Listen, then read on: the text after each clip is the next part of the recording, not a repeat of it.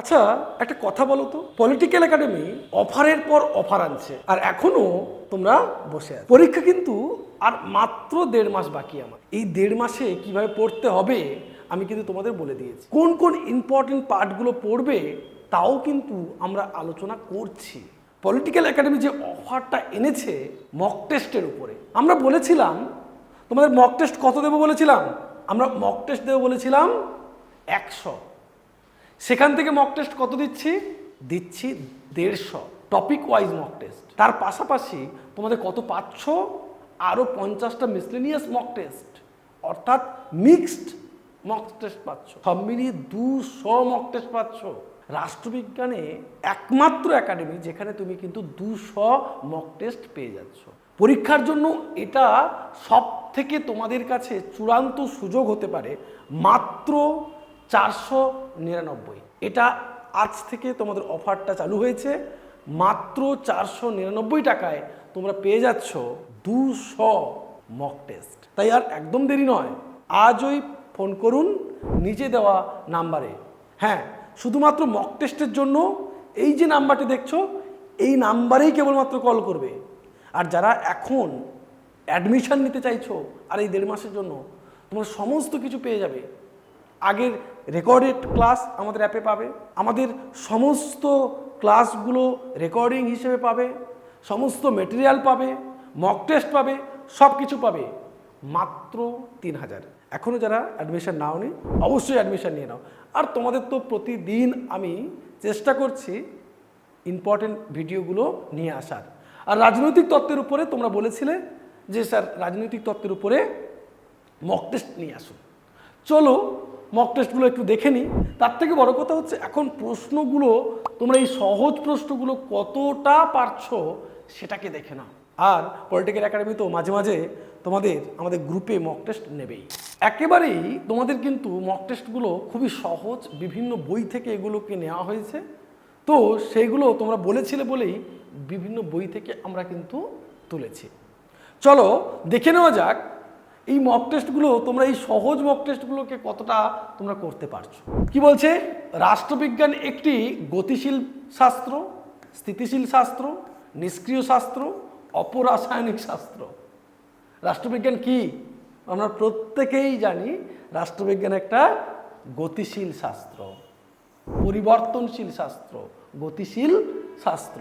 দ্বিতীয় প্রশ্নটি বলছে রাষ্ট্রবিজ্ঞানের জনককে। খুব গুরুত্বপূর্ণ প্রশ্ন, কিন্তু বারবার করে পরীক্ষায় আসে। Aristotle, Garner, Green, Engels.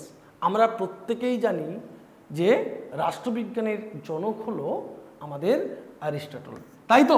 আমরা প্রত্যেকে জানি তো অ্যারিস্টটল রাষ্ট্রবিজ্ঞানের জনক। কিন্তু আমার কথাটা হচ্ছে কেন তাকে রাষ্ট্রবিজ্ঞানের জনক বলা হয়? আমরা তো আগে সক্রেটিসকে দেখেছি, আমরা আগে তো প্লেটোর কথাও পড়েছি, আমরা অ্যারিস্টটলকে কেন জনক বললাম? নিচে কমেন্ট করে জানাও। তিনি কি রাজনীতি সব কিছু বুঝে গেছিলেন তার জন্য?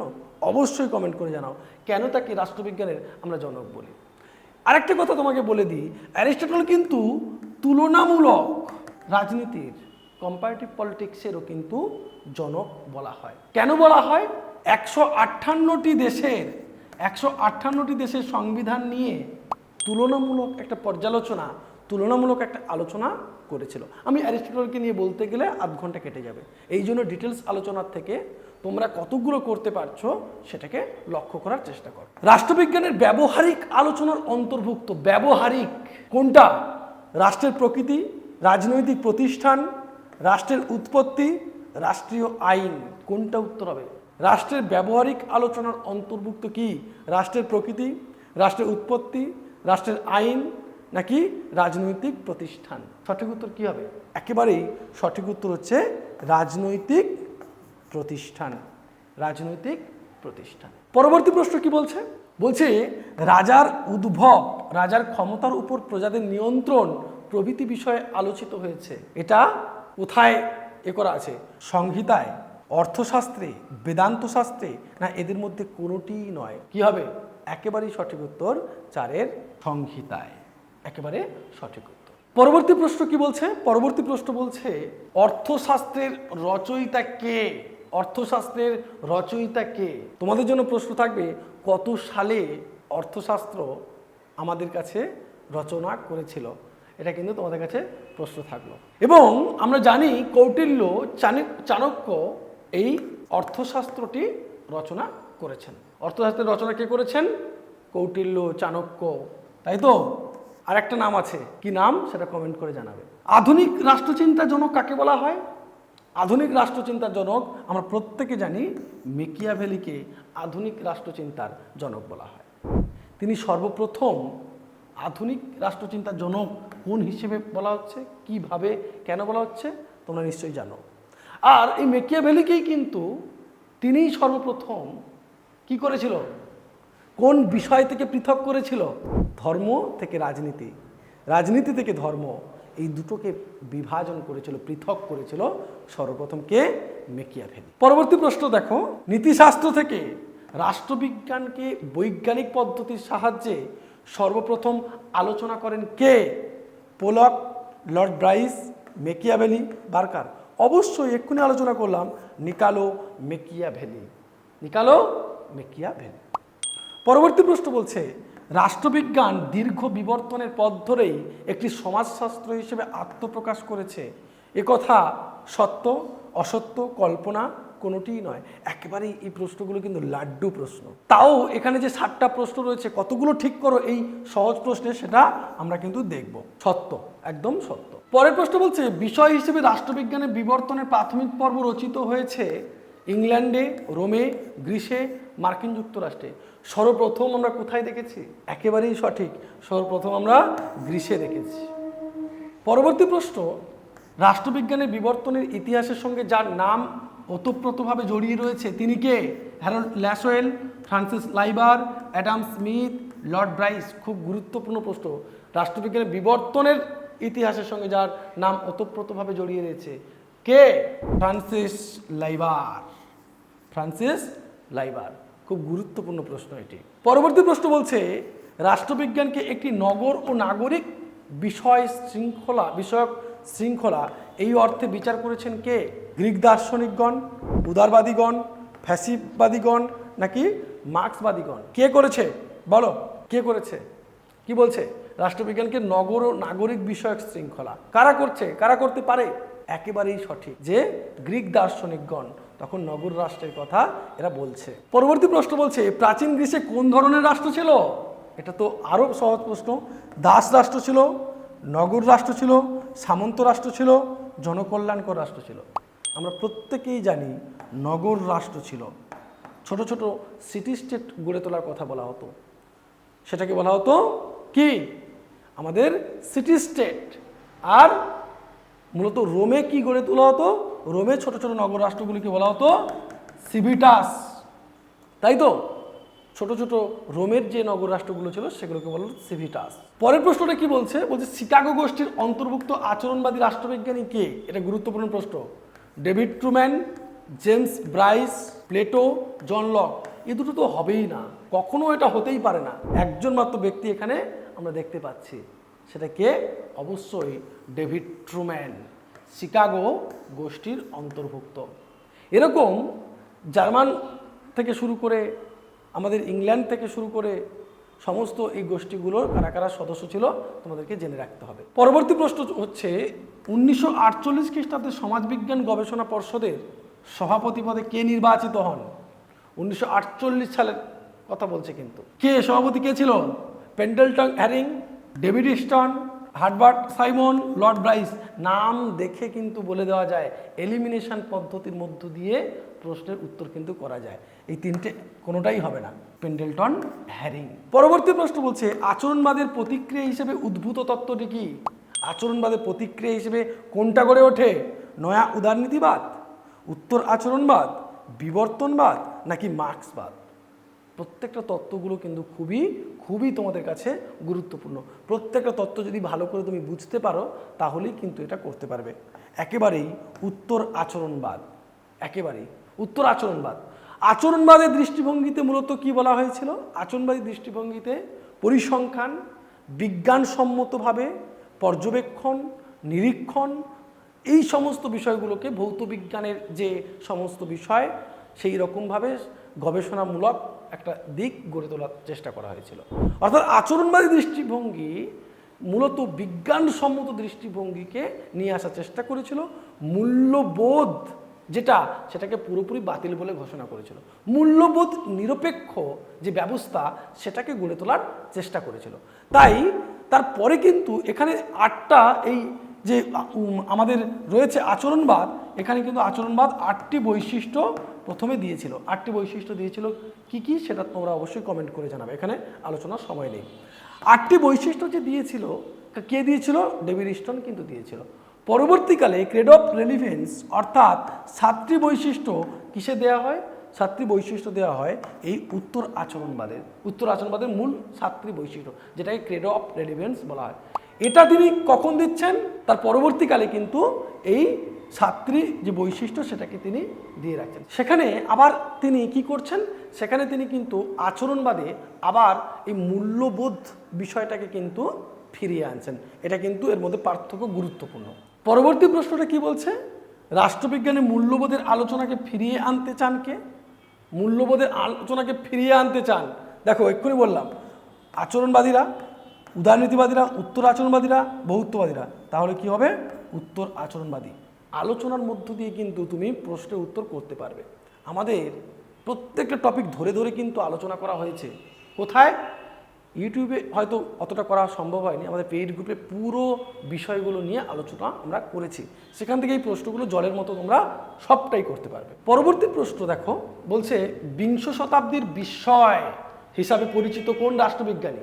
বিংশ শতাব্দীর বিস্ময় কাকে বলা হয়? প্লেটো বিংশ শতাব্দীর ছিল? ডেভিড স্টোন, মহাত্মা গান্ধী, নাকি কার্ল মার্কস? কে ছিল? একেবারেই সঠিক, কার্ল মার্কস। তাহলে সঠিক উত্তর কি হচ্ছে? সঠিক উত্তর হচ্ছে কার্ল মার্কস। পরবর্তী প্রশ্নটা বলছে হিউম্যান নেচার ইন পলিটিক্স, খুব গুরুত্বপূর্ণ গ্রন্থ, তোমাদের মাদ্রাসায়ও পড়েছিল এই গ্রন্থটা। কিন্তু হিউম্যান নেচার ইন পলিটিক্স গ্রন্থটা কে রচনা করেন? ডাইসি, কেসি হোয়ার, গেটেল, গ্রাহাম ওয়ালাস। একেবারেই সঠিক উত্তর গ্রাহাম ওয়ালাস। কত সালে লিখেছিল? সম্ভবত 1908। দেখে নিও, আর্থার বেন্টলির যে বইটা আর এই বইটা কিন্তু একই সালে তখন লেখা হয়েছিল সম্ভবত, একটু দেখে নিও। পরবর্তী প্রশ্ন বলছে পাবলিক ওপিনিয়ন গ্রন্থটির লেখক কে? এটা আরও গুরুত্বপূর্ণ গ্রন্থ।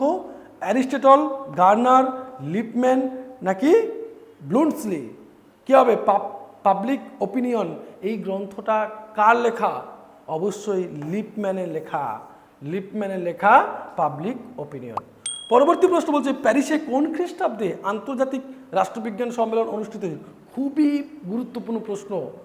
1945, 1948, 1950, 1961।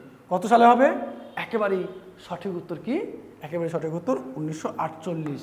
আমরা এর আগেই দেখে এসেছি 1948 সালে রাষ্ট্রবিজ্ঞান সম্মেলন অনুষ্ঠিত হয়। পরবর্তী প্রশ্ন পলিটিক্স গ্রন্থের কার লেখা? পলিটিক্স গ্রন্থটি কার লেখা? তোমাদের একটা কথা বলছি, পলিটিক্স গ্রন্থটা আমরা অ্যারিস্টটলের লেখা বটে, কিন্তু প্রত্যেকের আমরা এই গ্রন্থগুলোকে জেনে রাখবো। প্লেটোর গ্রন্থ, অ্যারিস্টটলের গ্রন্থ, গ্রিন, ল্যাস্কি, প্রত্যেকের গ্রন্থ জানবো। ঠিক পরের যে ভিডিওটা তোমাদের জন্য আসতে চলেছে, আমরা 50টা থিঙ্কারের উপরে ডিটেলস আমরা বই, কতগুলো বই লিখেছে, কোন কোন সাল লিখেছে, সবগুলোই নিয়ে আসছি। ঠিক আছে? পরের প্রশ্ন বলছে ম্যাকিয়াভেলি রাষ্ট্রবিজ্ঞানকে কিসের প্রভাব থেকে মুক্ত করেছেন? ধর্ম ও নীতিশাস্ত্রের প্রভাব থেকে, অর্থনীতি, আইনশাস্ত্র, দর্শনশাস্ত্রে? অবশ্যই ধর্ম ও নীতিশাস্ত্রের প্রভাব থেকে মুক্ত করেছেন, তাই তো? ধর্ম ও নীতিশাস্ত্রের প্রভাব থেকে মুক্ত করেছেন। পরবর্তী প্রশ্ন বলছে রাষ্ট্রবিজ্ঞানে উদারনৈতিক ভাবনার একজন তাত্ত্বিক কে? উদারনৈতিক ভাবনা, হেগেল ভাববাদী, মার্কস সমাজতান্ত্রিক, হবস বাস্তববাদী, জন স্টুয়ার্ট মিল পড়ে থাকলো। জন স্টুয়ার্ট মিল একজন উদারনৈতিক ভাবনার তাত্ত্বিক। সর্বাধিক সংখ্যক মানুষের সর্বাধিক পরিমাণ হিতসাধন বা সর্বাধিক পরিমাণ মানুষের সর্বাধিক পরিমাণ সুখ, এই কথাটা কে বলছে? এই তত্ত্বটি কার? রুশো, বেনথাম, জন স্টুয়ার্ট মিল, লক। একদম সঠিক উত্তর বেনথাম। বানানটা ভুল রয়েছে, দেখে নেবে। বেনথাম কিন্তু সর্বপ্রথম আরেকটা ধারণা দেয় প্যানোপটিকন। এই কথাটা কিন্তু তোমরা নতুন হয়তো শুনতে পারো অনেকে। প্যানোপটিকনের ধারণাও কিন্তু বেনথামের দেওয়া, তাই তো? আর বেনথামের কোন বিষয়টি গুরুত্বপূর্ণ? এই যে সর্বাধিক সংখ্যক মানুষের সর্বাধিক পরিমাণ হিত সাধন, অর্থাৎ তিনি সংখ্যার উপরে বেশি গুরুত্ব দিচ্ছে। কিসের উপর বেশি গুরুত্ব দিচ্ছে? তিনি সংখ্যার উপর বেশি গুরুত্ব দিচ্ছে, কিন্তু অর্থাৎ পরিমাণগত, সংখ্যাগত, হ্যাঁ, কিন্তু কোয়ালিটির উপর গুরুত্ব দেয়নি তিনি। কোয়ালিটির উপর গুরুত্ব কে দিয়েছিল? কোয়ালিটির উপর গুরুত্ব দিয়েছিল জন স্টুয়ার্ট মিল। জন স্টুয়ার্ট মিল। বেনথাম কিন্তু ওর বাবার বন্ধু ছিল। জন স্টুয়ার্ট মিলের বাবা জেমস মিল তার বন্ধু ছিল, হ্যাঁ, বেনথাম। তো ওর বাবার বন্ধুকেই বলেছিল যে কোয়ালিটেটিভ বিষয়টাকে উপরে গুরুত্ব দিয়েছে, নট কোয়ান্টিটি। কতজন মানুষ সুখে থাকবে তার উপরে নির্ভর করে না, সেই সুখটা কতটা কোয়ালিটি সম্পন্ন। আমি অল্প খেলেও আমি কোয়ালিটি খাচ্ছি কিনা, আর এ বলছে না বেশি পরিমাণে খেতে হবে, এইরকম ধরনের কথা। পরের প্রশ্ন বলছে বেনথামের হিতবাদের সংশোধন কে করেন? আমি এক্ষুনি আলোচনা করছিলাম। বেনথামের হিতবাদের সংশোধন কি করে? টমাস হবস, লক, জন স্টুয়ার্ট মিল, ডেভিড স্টোন। অবশ্যই জন স্টুয়ার্ট মিল। আমি এক্ষুনি তো বলছিলাম জন স্টুয়ার্ট মিল এটা করে কি করেছিল? বলেছিল যে পরিমাণগত নয়, গুণগত মানটাও দেখতে হবে, গুণগত মানটাও দেখতে হবে। তোমাদের এটা খুবই গুরুত্বপূর্ণ প্রশ্ন। তার পরের প্রশ্নটা কি বলছে? তার পরের প্রশ্নটা বলছে রাষ্ট্রবিজ্ঞান একটি বিষয় হিসেবে প্রথম কোন বিশ্ববিদ্যালয় শিক্ষাক্রমে স্থান পেয়েছিল? কোন বিশ্ববিদ্যালয়? শিকাগো, অক্সফোর্ড, কলম্বিয়া, কেন্ট বিশ্ববিদ্যালয়। কলম্বিয়া বিশ্ববিদ্যালয়, সবটাই তোমরা জানো। পলিটিক্যাল সায়েন্স কোয়ার্টারলি পত্রিকাটি প্রকাশ করে কত সালে? তোমাদেরকে বলতে হবে কিন্তু, কোথায় তো এখানে আমি বলে দিচ্ছি, কিন্তু কত সালে তোমরা কমেন্ট করে জানাবে। ব্রিটেন, মার্কিন যুক্তরাষ্ট্র, ভারত, রাশিয়া। ভারতে হবে না, রাশিয়া হবে না, ব্রিটেন কি হবে? আমার তো মনে হয় মার্কিন যুক্তরাষ্ট্র। তোমাদের কি মনে হয়? একেবারেই তাই, মার্কিন যুক্তরাষ্ট্র, একদম মার্কিন যুক্তরাষ্ট্র। আচরণবাদের উদ্ভব কবে হয় গো? আচরণবাদ আমরা তো 1950-এ গিয়ে দেখেছিলাম, বেশ তাগড়া হয়েছিল আচরণবাদ, বেশ তার আধিপত্য ফলাচ্ছিল। কিন্তু আচরণবাদটা কবে উদ্ভব হয়? 19 শতকে, 20 শতকে, খ্রিস্টপূর্ব 4র্দশ শতকে, ষোড়শ শতকে? কি হবে? একদম সঠিক উত্তর যদি জানতে হয় বলো কি হবে? একদম 20 শতকে। কেন না? আমরা দেখি 1950-এর দিকে খুব বাড়াবাড়ি করতে থাকে। মূলত যদি উদ্ভব হয় এরকম থাকতো 1930, 1940, 1950, 1970, এগুলো থাকলে কত হতো? আমরা তখন বলতাম 1930-এর দিকে, তাই তো? 1930-এর দিকে উদ্ভব হচ্ছে, কিন্তু 1950-এর দিকে গিয়ে আরও বেড়ে যাচ্ছে। যদি অপশানে নাই থাকতো তাহলে 50 হতো। পরের যে প্রশ্নটি বলছে রাষ্ট্রবিজ্ঞানের পদ্ধতিগত বিপ্লব এনেছে কে? পদ্ধতিগত বিপ্লব কে এনেছে? আদর্শবাদ, মার্ক্সবাদ, উদারনীতিবাদ, আচরণবাদ।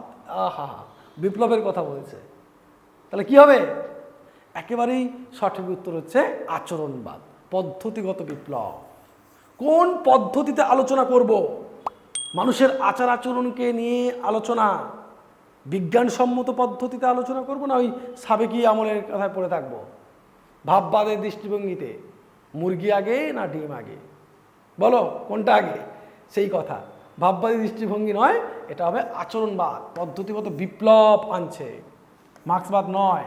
আচরণবাদ হলো কি? বলছে আচরণবাদ হলো নৈতিক আলোচনা। না, আচরণবাদ নৈতিক আলোচনা করে না। দার্শনিক আলোচনা?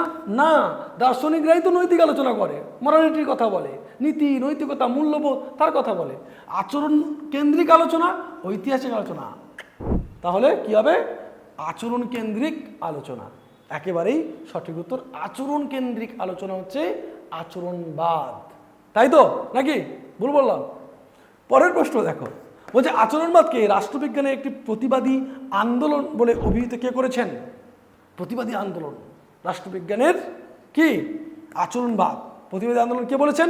নিকালো মেকিয়াভেলি। কোথায় ছিল? রবসন, রবার্ট ডাল, গার্নার। কি হবে সঠিক উত্তর? একেবারেই সঠিক উত্তর রবার্ট ডাল। রবার্ট ডাল, সঠিক উত্তর রবার্ট ডাল। পরের প্রশ্ন বলছে আচরণবাদের বৌদ্ধিক ধর্মপিতা কাকে বলা হয়? তোমাদের জন্য প্রশ্ন, আচরণবাদের জনক কাকে বলা হয়? আর এখানে বলছে দেখো, আচরণবাদের বৌদ্ধিক ধর্মপিতা কাকে বলা হয়? বলো। গ্রাহাম ওয়ালাসকে বলা হয়, ভিও কিকে বলা হয়, আর্থার বেন্টলিকে বলা হয়, নাকি চার্লস মেরিয়ামকে বলা হয়? বৌদ্ধিক ধর্মপিতা চার্লস মেরিয়াম, তোমরা খুব পড়েছো এটা। চার্লস মেরিয়াম হচ্ছে আচরণবাদের ইন্টেলেকচুয়াল ফাদার, অর্থাৎ মূলত আমরা বলতে পারি বৌদ্ধিক ধর্মপিতা। পরের প্রশ্নটা দেখো, আরো সহজ। রাষ্ট্রবিজ্ঞানের সম্পূর্ণ মূল্যবান নিরপেক্ষ ও বাস্তব আলোচনা সম্ভব বলে কে মনে করে? আমি এই আলোচনার ক্ষেত্রেই বলছিলাম, আচরণবাদ মূল্যবান নিরপেক্ষর কথা বলে, বাস্তবসম্মত আলোচনার কথা বলে কারা?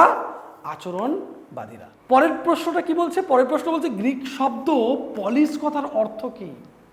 কি দিয়েছে? নগর দিয়েছে, গুলিয়ে দেওয়ার জন্য।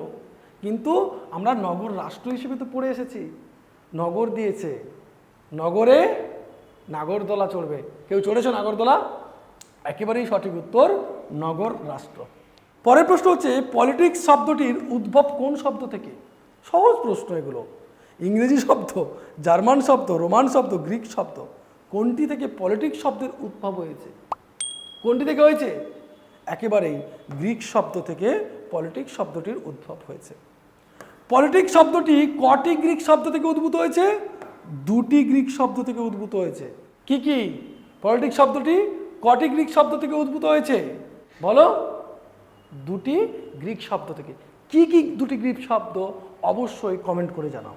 একটু দ্রুত যাওয়ার চেষ্টা করবো, অনেকটা দেরি হয়ে যাচ্ছে। রাজনীতির মূল বিষয় কি? গণতন্ত্র, একনায়কতন্ত্র, ক্ষমতা, শিক্ষা। আমার তো মনে হচ্ছে ক্ষমতা, তোমাদের কি মনে হচ্ছে? বলো। একেবারেই সঠিক উত্তর, ক্ষমতা। কে অ্যারিস্টটলকে প্রথম রাজনীতি বিজ্ঞানী হিসেবে অভিহিত করেছিলেন? কে করেছিলেন? লিবনিজ, বোদা বা বদিন, ম্যাক্সি না প্লেটো?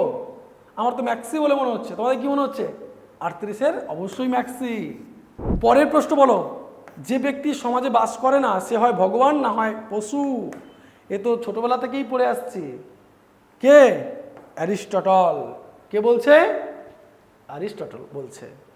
পরের প্রশ্ন, মানুষ রাজনৈতিক জীব কথাটি কে বলছেন? এটাও আমার তো অ্যারিস্টটল মনে হচ্ছে, তোমাদের কি মনে হচ্ছে? একেবারেই সঠিক, অ্যারিস্টটল। বলছে স্যার এই প্রশ্নগুলো কি পড়বে? আমাদের কিন্তু জেনে যেতেই হবে এই প্রশ্নগুলো। আরও অনেক প্রশ্ন জানার জন্য অবশ্যই চলে যাও আমাদের মক টেস্ট সিরিজে, যেটা তোমরা 499-এ পেয়ে যাচ্ছ। প্রচুর প্রশ্ন রয়েছে, এত প্রশ্ন তার ইউটিউবে আলোচনা করা সম্ভব নয়, তাই তোমাদেরকে অবশ্যই মক টেস্টের জন্য ওখানে যেতে হবে। আর এখানে গুরুত্বপূর্ণ প্রশ্নগুলো কিন্তু আমি নিয়ে তোমাদের আলোচনা করছি। পরবর্তী প্রশ্ন দেখো, বলছে রাষ্ট্রবিজ্ঞান রাষ্ট্রের মৌলিক ভিত্তি এবং সরকারের নীতিসমূহ নিয়ে আলোচনা করে। এটা খুব গুরুত্বপূর্ণ প্রশ্ন, খুব ভালো প্রশ্ন। অ্যালান বল বলছেন, পল জানে বলছেন, ডেভিড ইস্টন বলছেন, লেনিন বলছেন। এখানে অপশানগুলো দেওয়ার জন্য সহজ হয়ে গেছে প্রশ্নটা। কি হবে? একেবারেই সঠিক উত্তর, পল জানে। রাষ্ট্রবিজ্ঞান রাষ্ট্রের মৌলিক ভিত্তি এবং সরকারের নীতিসমূহ নিয়ে আলোচনা করেন। পল জানে। কতগুলো ঠিক বলে বলবে কিন্তু। রাষ্ট্রবিজ্ঞান হলো স্বাধীনতা ও সার্বভৌমিকতার বিজ্ঞান। কে বলছে? স্বাধীনতা ও সার্বভৌমিকতার বিজ্ঞান। Leacock, Seeley, Catlin, Burgess. কে বলছে এই কথাটা? কে বলছে? বার্জেস বলছে, বার্জেস। রাষ্ট্রবিজ্ঞান হলো স্বাধীনতা ও সার্বভৌমিকতার বিজ্ঞান। কে বলেছে? বার্জেস। রাষ্ট্রবিজ্ঞানে জ্ঞান সুসংবদ্ধ এবং শিক্ষা প্রদানযোগ্য কথাটি কে বলছে? এই প্রশ্নগুলো খুবই important. Lasswell, Robson, Bryce, Barker. তোমাদের কিন্তু এগুলো মনে রাখতে হবে এবং এগুলোই পরীক্ষায় তোমাদেরকে পড়বে। ল্যাসওয়েল এই কথাটা বলছে, রাষ্ট্রবিজ্ঞানে জ্ঞান সুসংবদ্ধ ও শিক্ষা প্রদানযোগ্য কথাটি তিনি বলছেন। পরের প্রশ্নটি দেখো, বলছে রাষ্ট্রবিজ্ঞান অরাষ্ট্রকেন্দ্রিক আলোচনার সংজ্ঞা দিচ্ছেন। বিশেষ করে তোমরা মনে রাখো, রাষ্ট্রকেন্দ্রিক সংজ্ঞাগুলো কিন্তু সাবেকি যে সমস্ত মানুষগুলো ছিল তারা কিন্তু দিয়ে গেছে। যারা আধুনিক দৃষ্টিভঙ্গিতে আলোচনা করেন তারা কিন্তু অরাষ্ট্রকেন্দ্রিক আলোচনা করেছেন, বিশেষ করে আধুনিক দিকে যারা। তাহলে এখানে কে? David Easton. ডেভিড ইস্টন তো রয়েছে এখানে, অবশ্যই সঠিক উত্তর ডেভিড ইস্টন। তাই তো হবে নাকি? তোমাদের কি মনে হয়? পরের প্রশ্ন কি বলছে? বলছে রাষ্ট্রবিজ্ঞানকে বিজ্ঞান তো বলাই চলে না, এমনকি কলাশাস্ত্রের মধ্যেও অনুন্নত। এই কথা কে বলছে? মেটল্যান্ড, বাকল, বার্কার, ব্রাইস। অবশ্যই সঠিক উত্তর বাকল। রাষ্ট্রবিজ্ঞানের সাবেকি ধারার একজন প্রবক্তা কে? ইস্টন না, স্টোন তো অনেক আধুনিক, তাই না? তাই তো। রবার্ট ডাল না, আমরা গেটেলের কথা পড়তে পারি। গেটেল গেটেল গেটেল বলেছিল, ঠিক আছে। আর ল্যাসওয়েল তো নয়। পরের প্রশ্ন বলছে, কার মতে রাষ্ট্রবিজ্ঞান রাষ্ট্রের অতীত, বর্তমান ও ভবিষ্যৎ নিয়ে আলোচনা করে? অতীত, বর্তমান, ভবিষ্যৎকে নিয়ে আলোচনা করে। ল্যাসওয়েল, গেটেল, পলজানে, গার্নার। গেটেল এবং গার্নার কার মধ্যে হবে এটা? সঠিক উত্তর অবশ্যই গেটেল, অবশ্যই গেটেল। রাষ্ট্রবিজ্ঞান রাষ্ট্রের অতীত, বর্তমান ও ভবিষ্যৎ নিয়ে আলোচনা করে। পরবর্তী প্রশ্ন কি বলছে? রাষ্ট্রবিজ্ঞানের আলোচ্য বিষয় হলো রাষ্ট্র ও সরকার। একথা কে বলেছেন? রাষ্ট্রবিজ্ঞানের আলোচ্য বিষয় হলো রাষ্ট্র ও সরকার। এই প্রশ্নগুলোর মধ্যে একটা প্রশ্ন অবশ্যই তোমাদের পরীক্ষায় তোমাদের আসবেই আসবে। সঠিক উত্তর কি হবে? একেবারে সঠিক উত্তর হচ্ছে গিলক্রিস্ট।